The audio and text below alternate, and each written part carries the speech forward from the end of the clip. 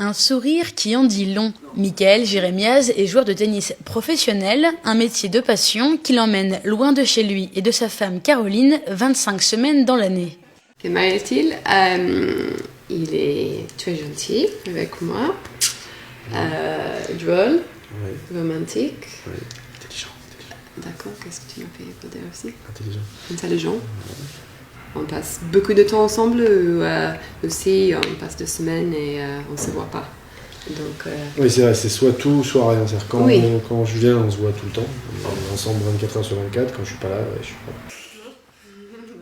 Son temps libre, il le consacre en partie à l'association Comme les autres qu'il a fondée avec sa femme et son frère Jonathan il y a 4 ans. Leur objectif, accompagner des personnes récemment devenues handicapées dans leur parcours de reconstruction.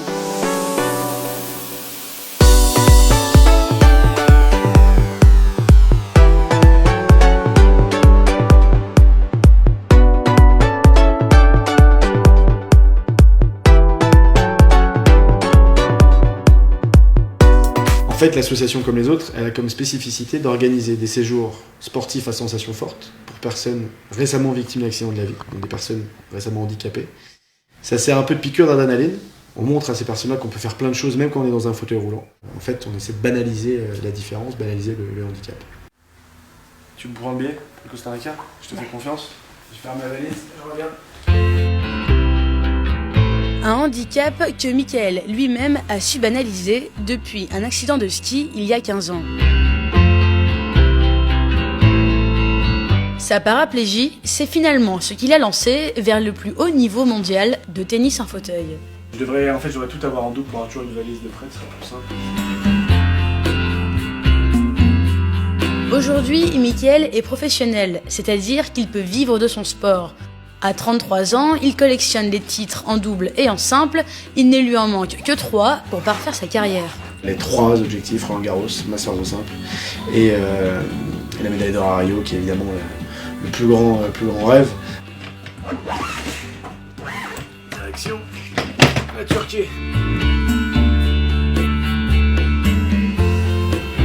Pour atteindre ses objectifs, il s'entraîne 4 à 5 fois par semaine, ici, à l'INSEP.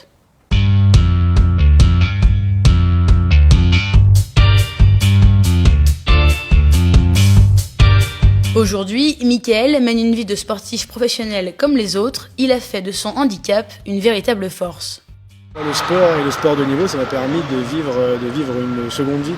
C'est-à-dire que chaque année, je fête avec mes frères mon anniversaire de mec en fauteuil. C'est une vie extraordinaire, une carrière extraordinaire que j'aurais pas pu vivre debout.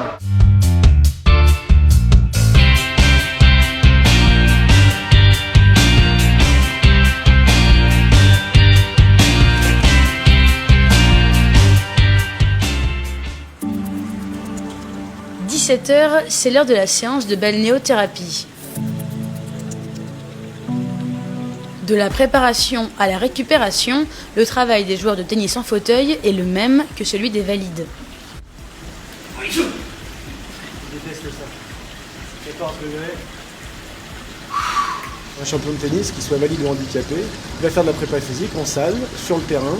Il va faire, il y en a qui vont faire de la course, nous on va faire du vélo à bras, on va faire du rameur. Et ensuite, comme tout sportif, la récup c'est quelque chose d'important parce que quand on a une grosse journée, il faut être capable d'enchaîner. En France, près de 35 000 handicapés pratiquent un sport en club.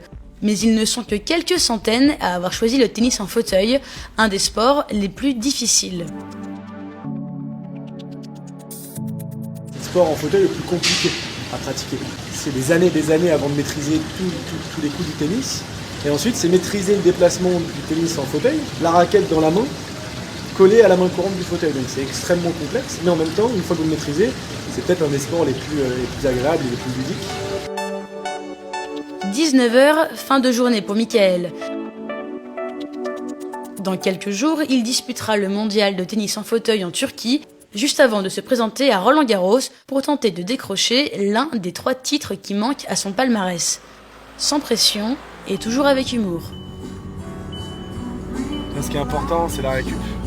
Tu peux récupérer même en conduisant, ça c'est plutôt cool.